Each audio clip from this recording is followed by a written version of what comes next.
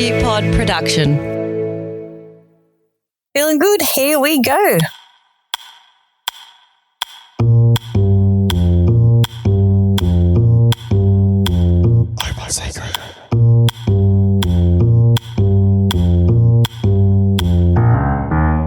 Hello and welcome to Open Secret, the power of open source intelligence. I'm Jane Van Tienen. And I'm Kylie Pert. Thanks for joining us. In today's episode, we'll be talking about the nexus between open source intelligence and journalism with Gordon Farrer, a lecturer at RMIT University in Melbourne.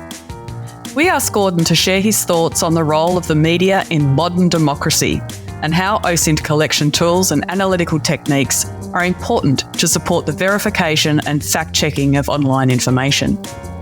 Be sure to listen all the way through as Kylie and I showcase some great work by Gordon and RMIT, training Australia's next generation of journalists and ensuring that individuals, organisations and government are well informed about the goings-on in the world around them. Welcome, Gordon. It's great to have you. Pleasure being here.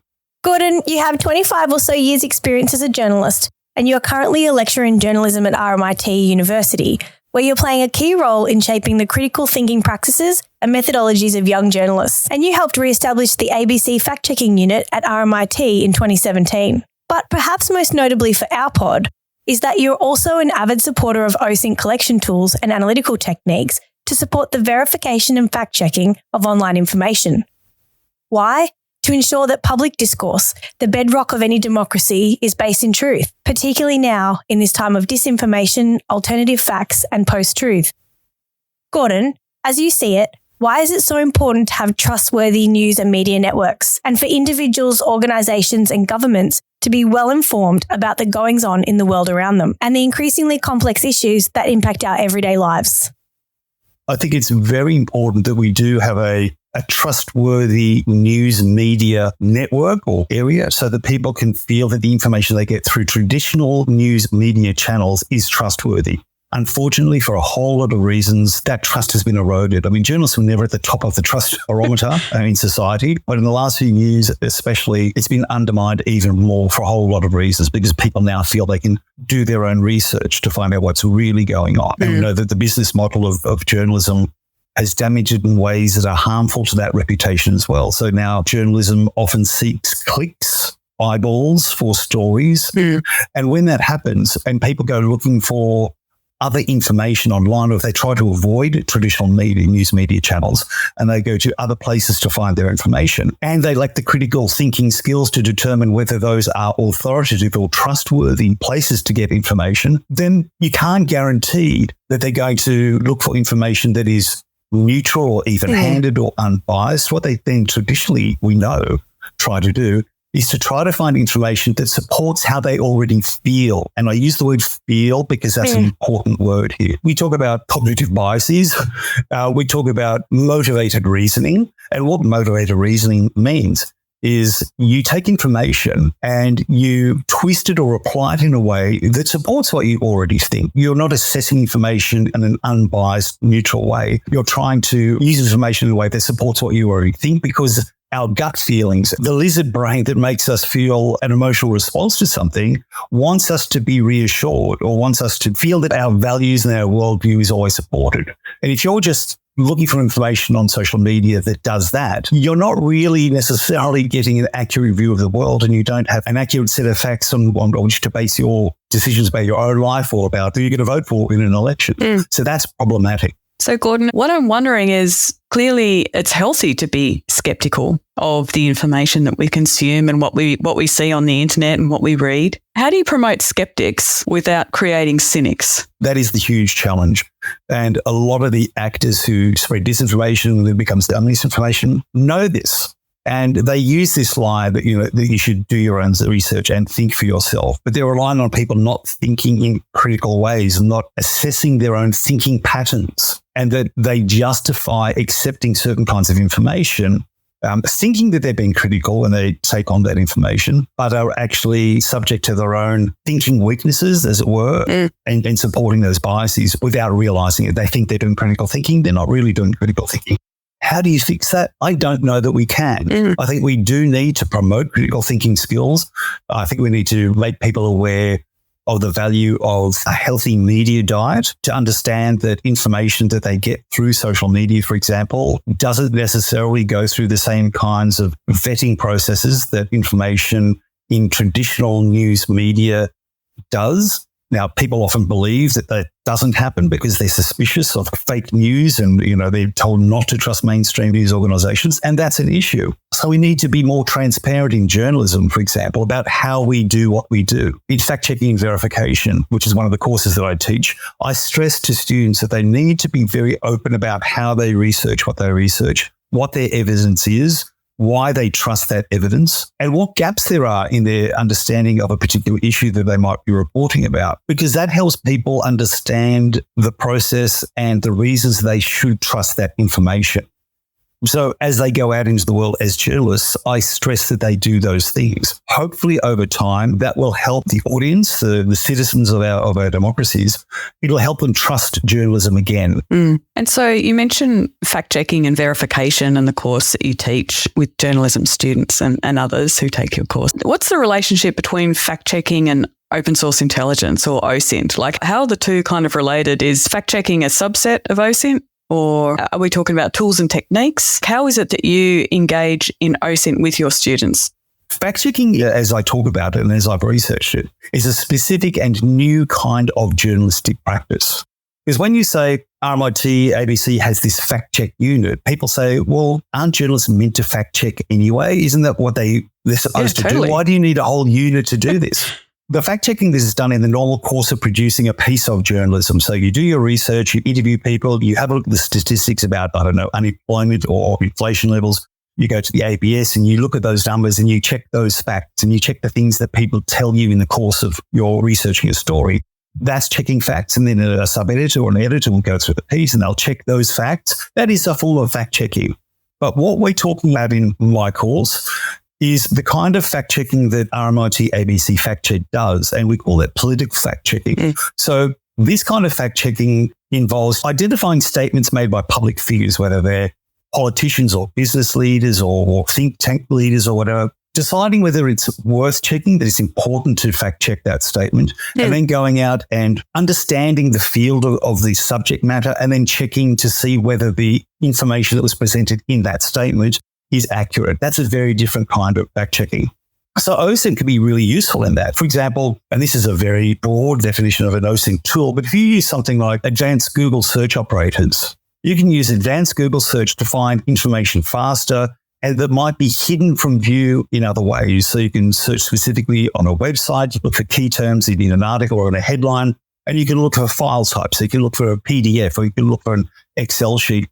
And you can find information that enables you to check what someone has said more easily. But I think it's the verification part of the fact-checking verification, which is the title of my course, that is also important when it comes to OSINT, because there's a range of tools, there's a range of practices, a range of thinking approaches that OSINT encompasses that are useful, that go beyond simple journalistic reporting investigations. They're very useful tools when it comes to deeper investigations where you're trying to do things such as identify networks that are spreading certain kinds of narratives that are meant to undermine your society, for example. They might come from foreign actors, and we know they do come from foreign actors. So there's a very simple level or degree of journalistic practice where you just ring someone, you get a quote, you ring the other side of an issue and get their quote, where you balance them, blah, blah, blah. But in deeper investigations, OSINT tools are extremely important, and far too few journalists understand how to use them. And that's part of the reason we're at RMIT are trying to teach our future journalists to be at least aware of these tools and to go and practice them and to use them when they go out into industry. And Gordon, do you think there's a risk and over-reliance on fact-checking tools for helping people develop their thought processes and analytical methodology? I do think it's a big ask, too much of a big ask, to expect everybody to be terrific critical thinkers. I love the idea of people going to fact-checking websites to try to find answers to things. I don't think enough people do that. That'd be fantastic because that requires the desire or at least the openness to consider information that doesn't fit their worldview, to look for information that might contradict what they think and to think it through in a way that is intellectually honest. And if you do have a bias, and we all have biases, as you said before, that's a really hard thing to do. It's a lifelong practice, isn't it? Yeah, exactly. And also, I don't think that critical thinking on its own is the solution, just as I don't think fact-checking alone is a solution. I mean, I guess that kind of leads me to thinking about artificial intelligence and how that is complicating this kind of information jungle out there as well. ChatGPT, everyone's kind of talking about it at the moment. I know that kids are using it to write their assignments, which I've got no doubt that you have an eagle eye on when you receive assignments from your students, Gordon. But I'm wondering, how does this complicate the whole issue? Or perhaps it's going to be useful for people to pick through what is in fact a fact? I've seen many online fact-checking OSINT practitioner types who are using things like ChatGPT and other forms of artificial intelligence networks, natural language systems to improve the way they do their own fact-checking, to automate certain kinds of fact-checking, to create codes, to write code that is useful for geolocation and chronolocation, that sort of thing. So yes, it can be used. I tell my students, if you want to use ChatGPT, go for it. Don't rely on the answers that it gives you. You still need to fact check the answers because ChatGPT is really good at making up stuff he doesn't know and making it looks like he does know it and that you should rely on it, but you should not. So I tell my students, as with everything, the critical thinking here, if you're going to use ChatGPT, is to use critical thinking to ask the right questions, to question what you get from it. The thinking about the thinking. Exactly. The other issue with other forms of AI is that it can be used to create disinformation that looks a lot more authentic. Mm-hmm. So in the old days, it was relatively easy to identify most dodgy websites, most websites that have been set up just as a scam or this or that. There are certain telltale signs. Sometimes bad spelling, use of capital letters for their screaming news, fake news headlines, looking at the about section. And there are a whole lot of the sorts of ads that they would run there. But we know that bad actors now are using AI to create much more believable websites. They're websites that look more authentic, that are harder to identify using this sort of set of criteria that I run through with my students. AI is also being used to create much better fake photos and fake video as well. So there are a whole lot of things we can do in the old days to have a look at a photograph or a video and try to work out whether it's a deep fake video or whether it's a photograph that's been manipulated. AI is now much better at creating harder to detect versions of those things. So they create new sorts of challenges. So there's a good and bad side to everything, and that applies to AI as well. I just feel that sometimes the hidden resource cost debunking some of these things is so much greater than anyone can really articulate. And sometimes the adversary has the advantage of taking the amazing platform and running with it. And those who are left to check it have to spend laborious hours to make sure that they can certainly identify or make sure whatever they're using from there is valid. It's certainly not a simple exercise, is it? No, not at all. It's really quick and easy to create disinformation. It's really easy to share misinformation, for people to share it when it becomes misinformation. But to correct it and to get those corrections back to the people who saw it in the first place is not possible, which is why these aren't solutions. And we need to look at that bigger issue of why people are vulnerable to this kind of messaging, to the kinds of narratives that are disruptive and damaging to our society. I think that's the fundamental thing we need to address going into the future. I agree, Gordon. It's a complex issue, isn't it? I mean, to have to determine fact or fiction for ourselves and try to make sense of all the information that's out there, including information that's purposely put out there to confuse us or sway us into thinking something is true when it's not. And then to have to try and understand why we are being fed that information, all before we can evaluate the quality and source of that information. It's not easy and it's time consuming. So how can the average Joe or Joanne then get good at this? How can we help them to better understand fact from fiction and understand the importance of context in their quest for truth? A few years ago, you came up with the concept of the Truth Maths Index. Tell us a bit about that. The example that you're talking about came from an article I wrote for The Conversation. And I just realized yesterday, 10 years ago. 10 years, yeah. It's older, but I liked it. 10 years ago, yeah.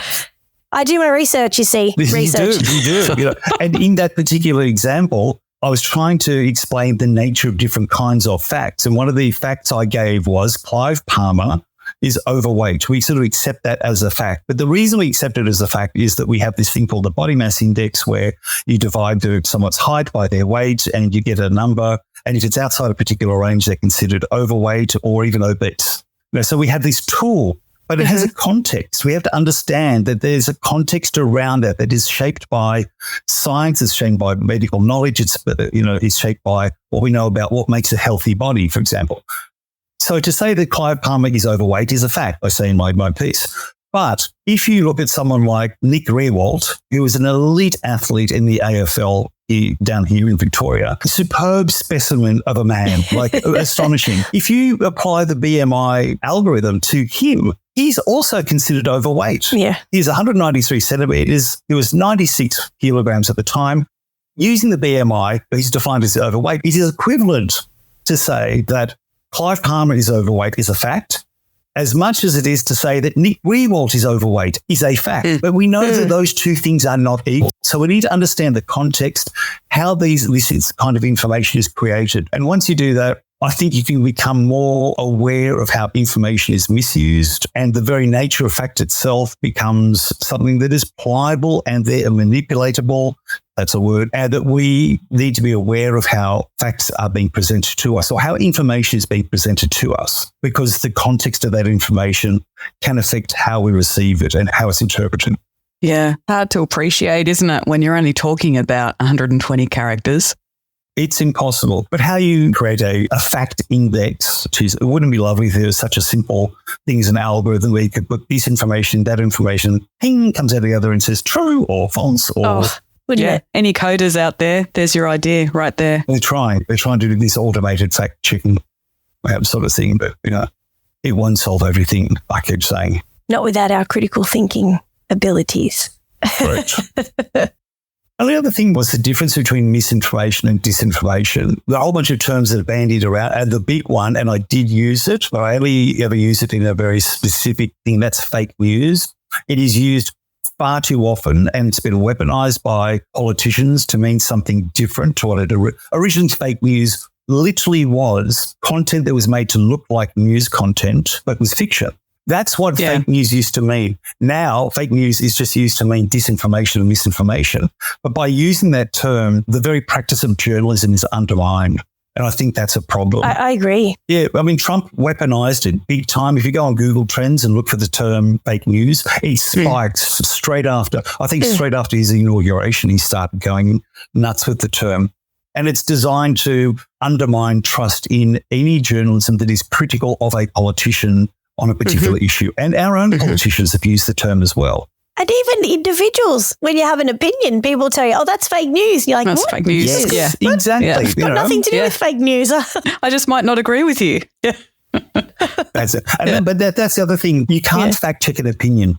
No, this is my point about judgments and opinion. Exactly. So what we need to try to question is say, so what's the basis of that opinion? You're basing it on this fact or that fact. Okay, they might be true or they might not be true. If that opinion is not really based on any facts at all, but it's based on your values, it's based on your morality, it's based on social identity or ethnic identity, religious identity, no facts aren't relevant to that anyway. So we need to understand that. When did it become not okay to have an opinion or have values? I don't know, like you were saying before, can't we just bring back the fact that we can articulate, okay, I've done this reading and on balance, I'm going to fall over here on abortion because it speaks to my own values or whatever the topic might be. But it's really that simple, isn't it? But I just find it's not. It's not that simple anymore. No, stop. And even in your own friendship circles or otherwise, almost like as soon as you have an opinion, that then sends a message that your values aren't aligned. Which values exactly? Free thought? So I'm with you, Gordon, on that. Was trying not to be too passionate per se, but I agree with you.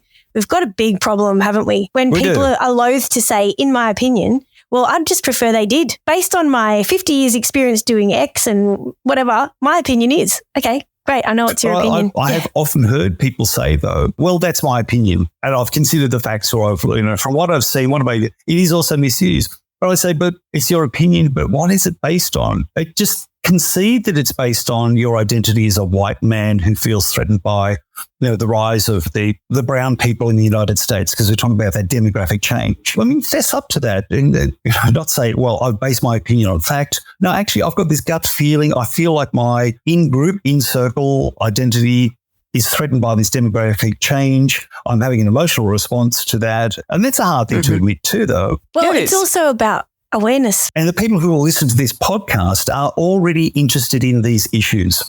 The vast majority of people don't want to think about how they think. They're not interested in thinking about how they think. They just have their worldview and that's it. And they don't care about anything else. They don't really want to participate in that kind of discourse. It's not really relevant to who they are. I mean, we know in Australia, between elections, 5% of people engage in politics, who follow politics. They follow what's going on. They try to keep up with the debates about policy and that sort of thing. During election campaigns, that rises to a massive 20% of the population that engages with politics. Gee, that's a lot of learning to do. Which means most people, which means a whole lot of people, but a whole lot of people just don't care. They just don't get touched by this. There's a value in Aussies. Yeah, apathetic, but it's just not their focus because of who they are. And I don't want to blame them for that. I do think people need to be involved in thinking about, their decisions in a democracy, but most people aren't. We force them to vote in Australia, though, so they have to. So something breaks through, hopefully, and what that's going to be is going to be mainstream media reporting. It's going to be just rubbish they see on social media. Picketing, who knows? Yeah, but the rest of the time, they're not engaged. And I used to write about television. I was editor of the Green Guide for a long time in the H newspaper, and I was a television reviewer for 17 years. And I used to speak to people in the news business on television, and they told us that when you put a political story up on a TV show, a current affairs show, or something that's not specifically about politics, people switch off within seconds. They channel surf. They're not interested in most of the population. And this is Channel 10, Channel 7, Channel 9. So we're talking about mainstream audiences. They simply aren't engaged with politics, and they're not just bored by it, they're turned off by it. So they do that, not interested. Getting through those people and saying, you really need to think more critically about the information you receive so you can make better informed decisions when it comes to it just doesn't mean anything to them. It's just not their world. They're about the kids and getting to work and paying their bills and footy on a Saturday morning. And I get that. But it's what we're up against too. I wish they were engaged more, because if they are thoughtlessly clicking on misinformation and sharing it with family and friends and reinforcing narratives that are destructive to social harmony, that's a problem. It is. That's a problem. I agree. So that's why I say I think making people more aware that this is an issue, making them aware of the strategies and the motivations of the people, the techniques that they use to do this, so they can recognize and go, oh, maybe that is a problem to share that kind of content. That's a start. That's a start. You've got to be aware of the problem first. It's almost like a 12-step program, isn't it? Yep. This has been such an interesting discussion around helping individuals in primarily Western liberal democracies, but also elsewhere, understand the malinformation age that they're living in, and how they can individually try to get a bit of a handle on coming to terms with some of society's most complex issues that us as individuals and people want to have an opinion on, or that might shape our everyday lives. I'm personally a little bit concerned. I don't know if that's the cynic or skeptic in me, but I'm also heartened that people like yourselves and other good individuals that we can collaborate with are working in this space to make the world a little bit better. Before we finish up though, Jane, is there anything we haven't covered that you wanted to say before we close off? I'll ask Gordon, while you're thinking about that, Jane, to think about one final thought that he might want to leave the listeners with. I don't think so. I think that the conversation has been really rich today, Gordon. Thank you. And what I took away was that the BMI is not to be believed, and so therefore I'll be throwing out my scales shortly after closing up this podcast. But no, seriously, I think what you've touched on really neatly there is that there is a role for everyone and every institution as it pertains to deciding, well, what is fact and what is fiction, but importantly, how to manage information and consumption of that information in a responsible way. Yeah, I'm all ears to hear what you would like to leave the listeners with today. The last thing I would say, and I don't know that I made this point earlier, is that I think one of the great roles that journalism can play in all of this is to explain the way misinformation, disinformation is being weaponized against them, to identify and report on networks that create this stuff and spread it, and to help people identify the strategies that are used, not just to fact check individual bits of information. It's impossible to do all of that, to debunk all of the stuff that's wrong, but to make people more aware of what is being done, how it's being done, so that they can then recognize it themselves when they are confronted by it, when they're consuming content online or from even mainstream media or wherever. Because that kind of an awareness can provide a kind of inoculation against disinformation and misinformation. Simply be aware of it can help you see it and then not share it, because that's the important thing. Don't share stuff that you don't think is necessarily true simply because it created an emotional response in you. Tweak your emotions into getting to share it. So be aware of that and don't do it. Thank you. Thanks, Gordon. It's been a pleasure working with you. I'm Kylie Pert. I'm Jane Van Tienen. And you're listening to the Open Secret podcast. You've been listening to Open Secret, the power of open source intelligence. Open Secret was created by Kylie Pert, Amanda Shane, and Jane Van Tienen. A podcast by OSINT Combine. Make sure to visit our website, osintcombine.com, for information on how OSINT Combine can help you find, analyse, and act using open source information. Open Secret is recorded on the lands of the Cubby Cubby people. OSINT Combine acknowledges Aboriginal and Torres Strait Islander peoples as the first Australians and traditional custodians of the land where we work, live, and learn.